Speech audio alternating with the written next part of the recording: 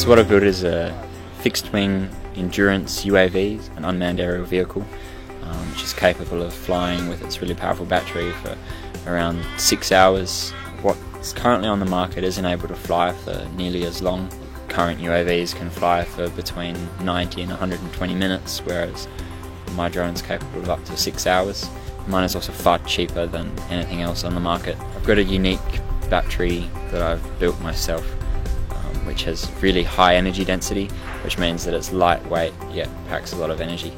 It started as a hobby, just flying small little remote control aeroplanes, and then for a school project actually I built my first one, and then from there on in it's just been a hobby until about a year ago a group of cattle musterers contacted me wanting me to build something for their operations.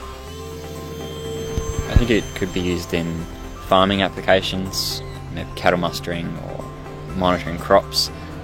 The other big one would be shark patrols for surf lifesaving. I'd like it to be something that can replace a lot of what manned aircraft currently do, because it can do everything they do for a lot cheaper, and it's just as effective to do it from the ground as it would be to send someone up in a helicopter.